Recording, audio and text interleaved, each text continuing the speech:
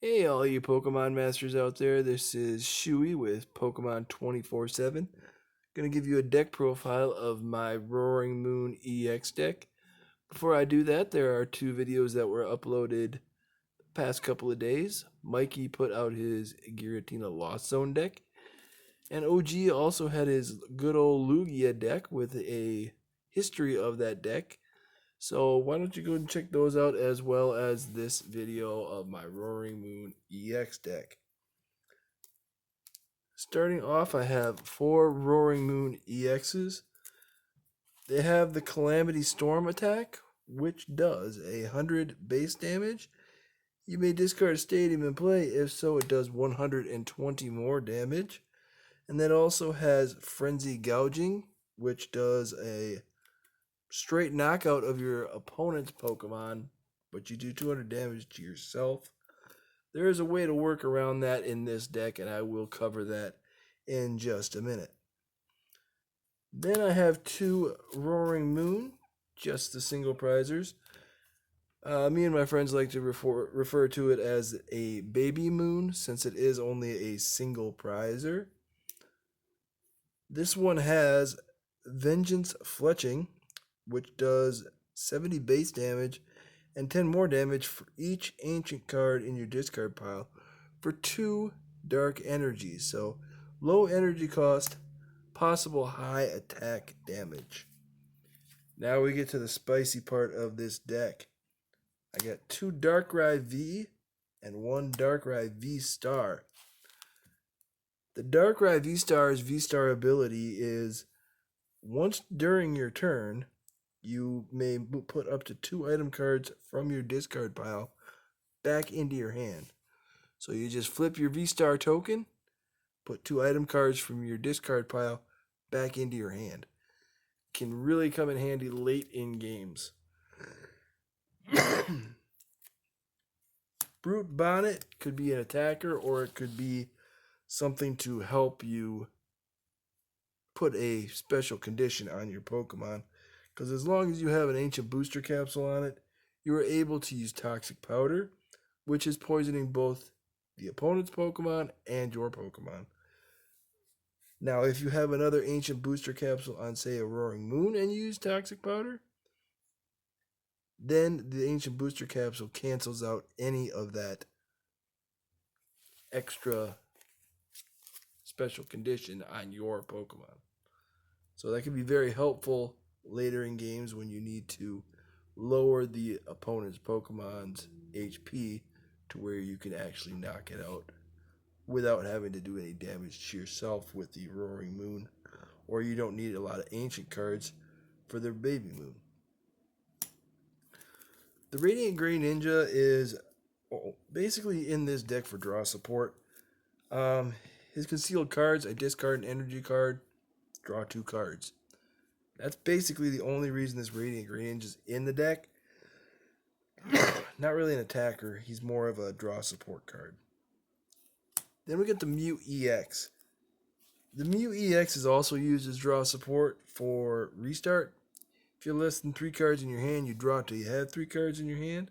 So if you can thin your hand out and then draw some more cards with restart, that's very helpful. Also, Genome Hacking takes 3 colorless energies.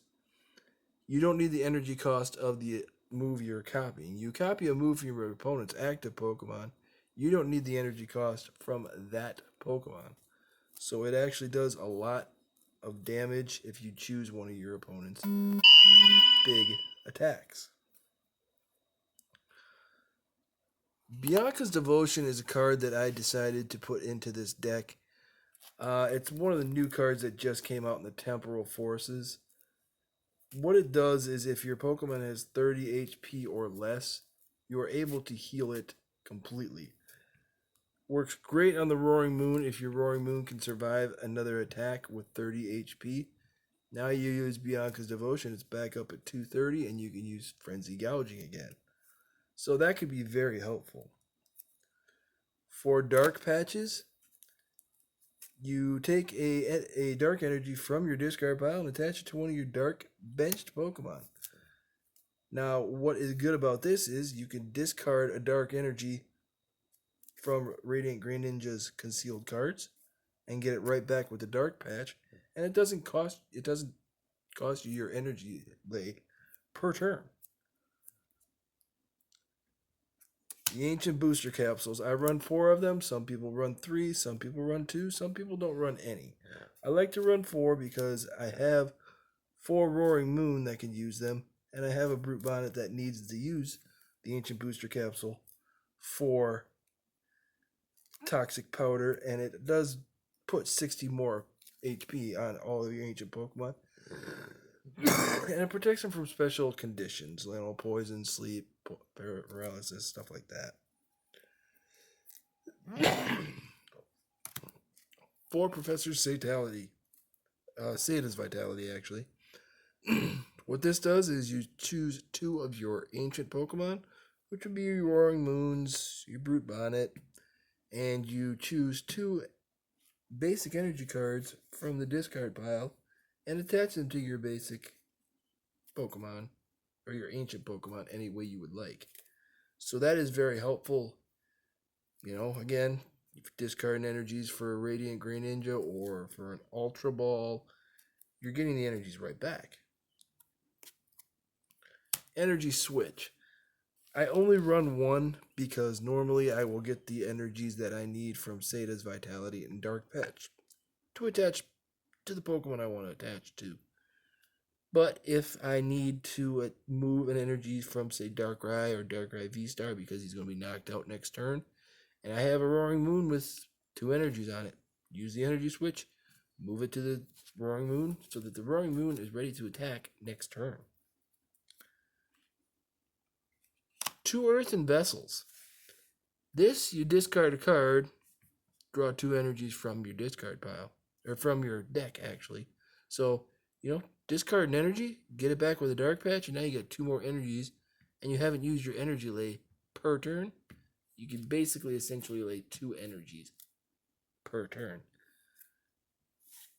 Now, with the Earthen Vessels, the Sata's Vitalities, the Ancient Booster Capsules, those are ancient cards, so if they go into the discard pile, this Roaring Moon, this Baby Moon, that gets just that much more powerful to use Vengeful Fletching, because now you got so many deck cards in the discard pile that are actually ancient cards doing more damage. 2 switch cards.